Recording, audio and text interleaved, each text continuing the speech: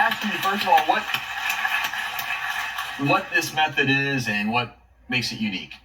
So we teach people living with all forms of diabetes how to transition to a low-fat, plant-based whole food diet so that they can reverse the underlying cause of high blood glucose, which is insulin resistance, and simultaneously also reverse many of the complications that come along with diabetes, including chronic kidney disease, fatty liver disease, peripheral neuropathy or nerve pain, as well as unwanted weight gain. And one of the things that makes our approach so unique is that we teach people to focus on two things at all times. Number one, short-term blood glucose control, but also number two, long-term chronic disease reduction.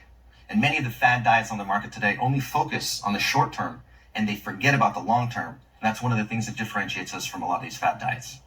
So we created a really simple traffic light system to help people understand what to eat. So we have green light, yellow light, and red light foods. In the green light category, that's going to include fruits such as bananas, papayas, mangoes, then starchy vegetables like potatoes, yams, butternut squashes, then legumes, lentils, and peas, and intact whole grains such as farro, brown rice, and quinoa. We also have non-starchy vegetables, leafy greens, herbs and spices, and mushrooms. That's all in the green light category, which we encourage people to eat in large quantities when they're hungry until they're satisfied.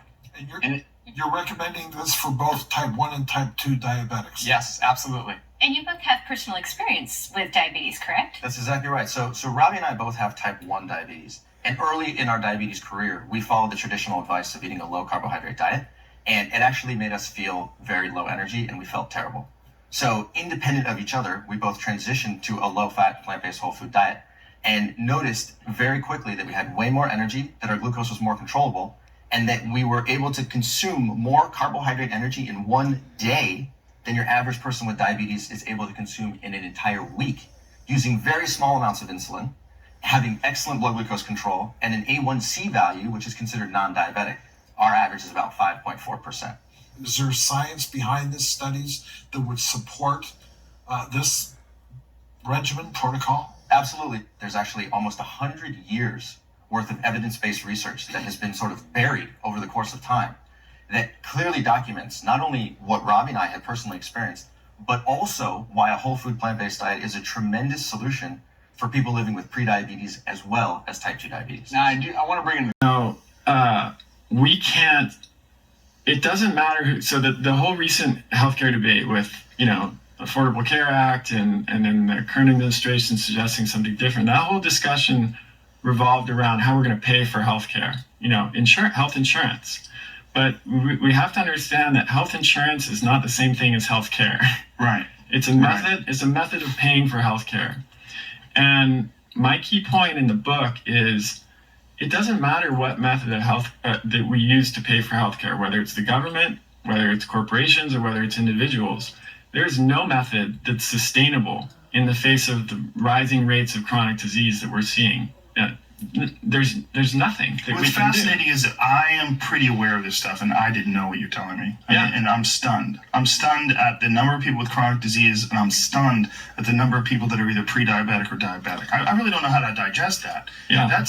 That's horrific, and that could be attributed almost entirely to diet and a lack of exercise. It's a preventable disease. That's the crazy thing. Type 2 diabetes is a fully preventable condition. And type 1 diabetes varies in what way? Yeah, it's an autoimmune condition, and it's strongly genetically mediated. So which means that it doesn't, necessarily mean that if you have the genes, you're going to get the disease, but there's, 50% of the risk, I think, is the statistic that I've seen of type 1 diabetes is genetic.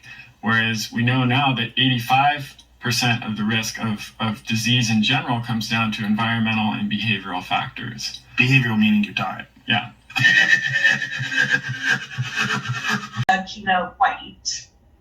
Is that per day, the amount of insulin you have? Per day, total per day.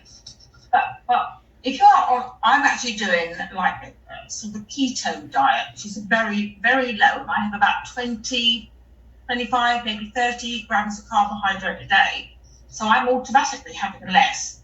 So surely that will put me in the bit that might make me type 2 or, no, not type 2. I'm producing Producing some, obesity. yeah. Well, I wasn't taking into account. You're absolutely right, Frankie. I wasn't taking you into account. Because you're right. If you reduce your carb intake, you're going to need less insulin, and the calculation doesn't work quite so well in that situation. So I was just assuming it was on a normal carbohydrate diet. Yeah, okay. And one question, have you done any of these trials on people like me, touch wood, who haven't had any complications with diabetes? Is there any difference in the trials you've done, people that have had complications and those that haven't? Any better results? Well, again, a great question. Let me answer it this way. At the moment, we don't know any genes for complications. So you might think, for example, only 1/3 of people get kidney failure, no matter how bad their sugars are. Almost everybody, if you have bad sugars for many, many years, you'll get eye problems. And if you have good sugars, you don't get eye problems. But kidney failure doesn't affect everybody. We don't know why that is. The assumption is maybe it is a gene thing, or there's other factors going on. But the other interesting thing is, and somebody mentioned it, I think, that we found that some people have held on to their insulin for very, very many years. In fact, in the States, in Boston, they have a thing called the equivalent of the diabetes medal is the Jocelyn medal. So you get this medal if you've had diabetes for 50 or 60 years. And it seems, I don't know whether this is actually true, but it seems they said you can have this medal if you give us your pancreas after you die. That's not quite true, but they did a study on the people who had many, many years of diabetes, over 60 years after they died. And the majority of them still had a few beta cells left, which was quite remarkable. So the question is whether some people, where they don't have complications, have actually held on for longer than others. And that may be part of the story. Yes, beta cells are your own beta cells. And at the moment, the stem cells do make insulin, and they do switch off when sugar levels are low, but they have to do it really quickly. There's no point in something that just releases insulin 30 minutes later, 60 minutes later, doesn't release enough. These are racehorses. They have to perform really well to pump out the insulin when you need it. They also have to not have the risk of becoming cancers themselves, because sometimes when you've grown cells, there's a risk. So some of them are being put in little bags to stop them, escaping, if you like. So definitely keep an eye on that. And we hope that we'll, if you like, I'd like to think that we can get you to grow your own before we have to use the stem cells. But anything that works, go for it.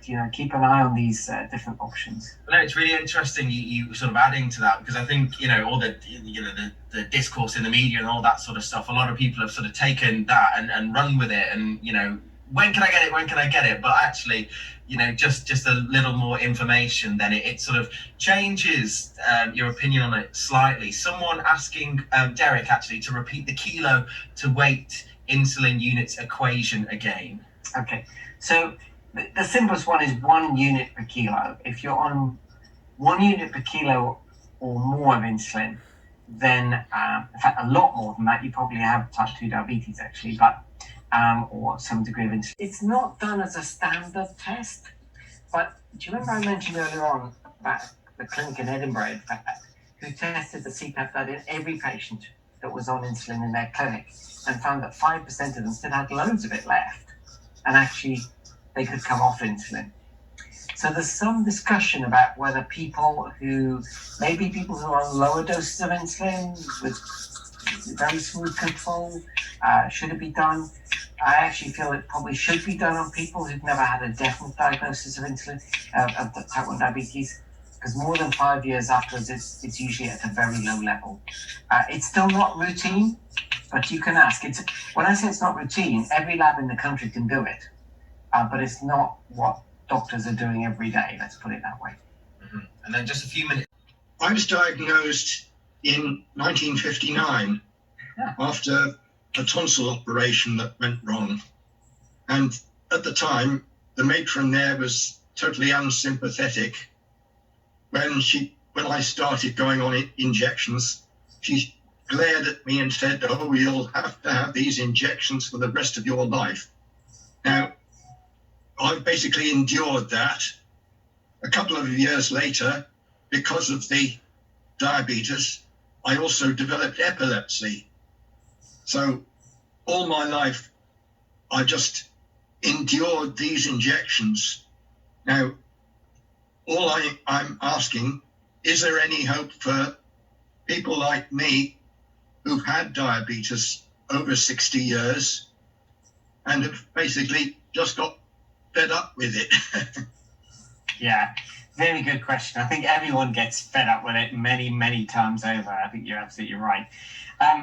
So, at the moment, if you like, if you said, what could I do for you? I'm not going to say tomorrow, but we do, of course, have transplantation. We have pancreas transplantation, the whole pancreas, and we have islet transplantation as well. Now, we only use that for a small number of people, and the reason is twofold. One is we don't have that many pancreases or islets because you can't give it from a living donor, if you like. It has to be from somebody who's died.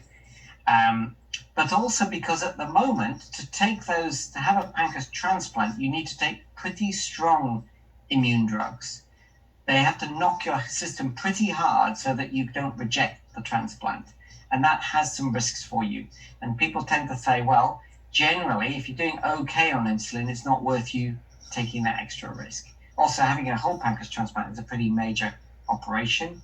And the transplants last for about 5 to 7 years, sometimes less, sometimes more. So it's not been a routine procedure, but a couple of things that I mentioned earlier on might become available. So that's either growing your beta cells back or developing stem cells that can grow into beta cells and put those back in, and find ways of doing those with less, you'd have to take less drugs to do that. But I guess what we're saying tonight is that's a little bit behind the curve at the moment than these treatments for people who are newly diagnosed or who haven't lost their beta cells yet. Because at the moment, we don't know how to regrow the beta cells. It's better for us to prevent it rather than actually we're less skilled at intervening at your stage, Richard, if that makes sense. Fantastic. So I'm going to work through the people who've got their hands raised. So Ziala, I think I'm going to come. There's a few things on the chat as well, isn't there, Jamie, as well? Yeah, So yes, we'll come back to those in a sec. We'll just try and work through the people who've got to ask some questions. So Ziala, over to you. Hi, my name's Zila. Sorry. I started reading a book called Mastering Diabetes, and it's by a couple of American guys who claim that if you went onto a low-fat, plant-based diet, you can reproduce your beta cells and stop that breakdown. But the diet is extremely rigid. It's literally all fruit and vegetables and rice and grains and beans and things like that. Have you got any view on that? Is it something that you've heard of as well, or what do you think? Is it possible to do a bit of that to help yourself, or what do you think? Well, actually, I don't know so much about that diet, Zila. I know that a lot of people use carbohydrate restriction, which of course is the almost opposite of what you've just described. And I'm not I think you're on mute, or you're back on mute or something, so I can't hear you for a minute. Somebody muted you, I think. Thank you. It's just what they were saying, that lots of people, when they're first diagnosed with diabetes, sorry to interrupt you, but are told to reduce their carbohydrates. So you naturally then take less insulin. But their sort of claim is that that's not the way to go, and you actually need carbohydrate in order for your body to function properly. That was their... Yeah, no, I would agree with that. I'm not strongly recommending carbohydrate restriction. No. It was the only thing, actually, 100 years ago. That's what they did. They had a sort of egg diet, and they severely restricted carbohydrate, and the kids got thinner and thinner and thinner. It was just awful. The idea that a fat-based diet could actually increase your beta cells, I don't know that I've not seen any evidence that is being proven. Let's put it that way around. So, I think that's the best I can say. I haven't seen any sort of independent research work on that, showing that actually does work. And one of the tricky things is that the rate at which people lose their beta cells is very variable. So there are some people who 10 years later are still making loads of insulin. And there are people, usually the little ones, the younger you are, the quicker it goes, who within 6 months really have nothing. And and very, very dependent on insulin. Missing the one dose would increase their risk of ketoacidosis, that kind of thing. They're very insulin dependent. So, okay, thank you. Thank you for the question. Like the sound of that egg diet. Sidra, coming to you. You're supposed to store that food energy. When you don't eat, when you fast, then your body is supposed to take that food energy back out and burn it. And that's the reason that you don't die in your sleep every single night. It's because you store it and then use it, right? And this is the problem. If you eat, insulin goes up, you store it.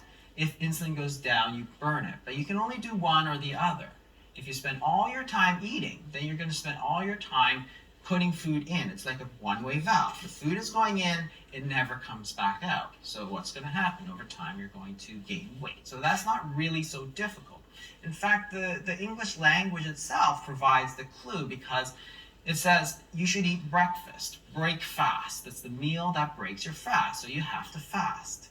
Healthy living is balance, right? So you have to balance the eating, which is the fed state, and digestion, or the fasted state. If you eat 3 meals a day over 12 hours, you have 12 hours of feeding, 12 hours of fasting. Good. 12 hours a day, you're putting food in. 12 hours a day, you're taking food out. Now you're putting food in sort of 13, 15, 16 hours of the day and not taking it out, because even after a meal, it takes a few hours before your insulin goes back down. So, so you went from eating 3 times a day to eating 6 times a day, right? So if you look at my son's schedule, and I don't have that much control over it, is because it's breakfast, and then at school you get a snack, and then at lunch, and then after school you go to program, you get a snack, and then you have dinner, and then between soccer somebody gives them a snack 6 times a day. It's like, that's before you know it. And we teach these kids, we ingrain this, we indoctrinate these kids into thinking that you must eat all the time. So it doesn't feel so wrong, because everybody's doing it. And my teacher told me, and you think they have their shit together, right? So it's like, yeah, that must be correct. So then you go to a modern eating pattern, and this is data from a couple of years ago. So they gave people a smartphone app, and then they said, check every time you eat, and the dot is when they eat. And if you look at where it is, you can see that people start eating in the morning, and they really just don't stop until like 11 p.m.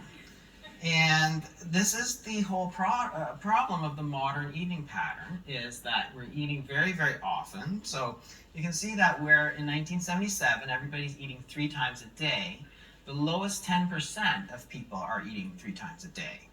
The highest 10% of people are eating 11 times a day. And that's not because people didn't listen to us. It's because we tell them, you should eat 6 times a day. You should eat small, frequent meals all the time. But we never did that before. No society in human history has ever done that before, because we have work to do. We're not like, oh yeah, going out in the field, and it's like, yeah, I could really use a little cookie, right? There's no reason to do that, because it's very, very difficult. But that's what it is now, because so we make these convenience foods which are highly processed and usually with a lot of grains and sugars, so that we can eat this frequently. And then we tell them they should. And we're eating later, so most of